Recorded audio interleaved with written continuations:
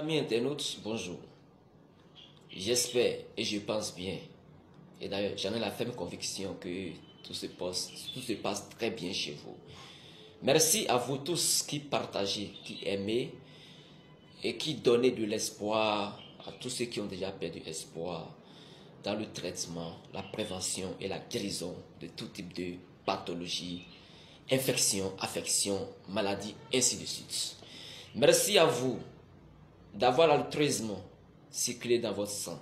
Merci à vous de partager. Merci pour l'amour, merci pour la force que vous donnez à nos différentes chaînes YouTube, TikTok, Facebook, Instagram et ainsi de suite. Aujourd'hui, mercredi 6 mars 2024, une nouvelle vidéo pour cette nouvelle semaine dans laquelle nous sommes, comme vous le savez, lundi, mercredi, vendredi, une nouvelle vidéo sur la médecine douce.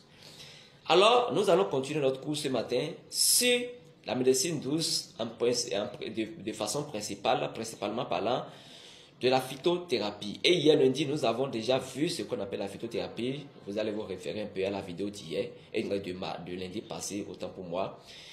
Et la phytothérapie, aujourd'hui, nous allons voir les utilisations. Les utilisations de la phytothérapie, c'est quoi? La phytothérapie est utilisée sous plusieurs formes. Elle peut être utilisée sous forme d'infusion.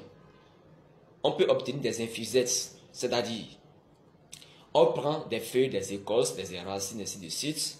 On les sèche ou bien on prend ces feuilles-là fraîches et puis on fait bouillir de l'eau et on met cette eau sur ces feuilles, sur cette plante ou bien cette partie de plante afin de pouvoir permettre à cette partie de plante de pouvoir libérer des molécules nécessaires bioactives afin de pouvoir prévenir, traiter et guérir des maladies.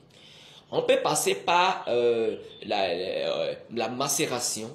La macération, qui est le fait de pouvoir prendre de l'eau froide et mettre cette eau-là sur cette partie de plante qui est prise afin de pouvoir obtenir quelque chose qu'on peut utiliser pour pouvoir se traiter, prévenir et guérir. Voilà.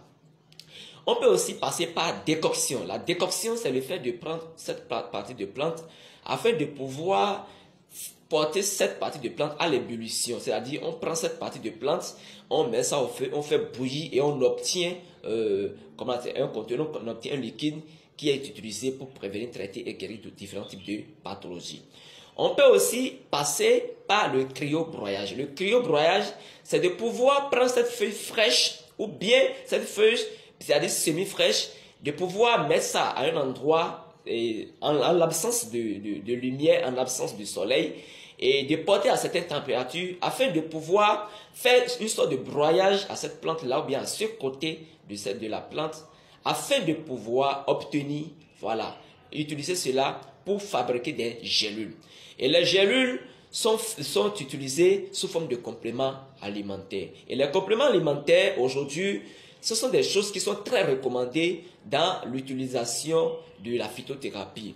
Pourquoi? Parce que les compléments alimentaires sont bien dosés. Les compléments alimentaires, la plupart d'entre ces compléments alimentaires sont 500 mg.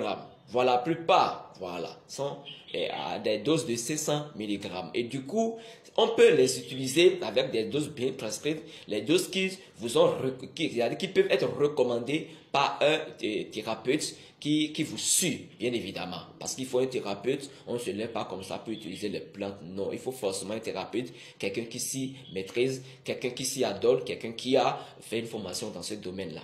Alors voilà un peu les utilisations de la phytothérapie. Voilà un peu sous les formes sous lesquelles on peut utiliser la phytothérapie. Et la phytothérapie est utilisée comme d'autres types de médecine douce afin de pouvoir prévenir, traiter, guérir tout type de maladie.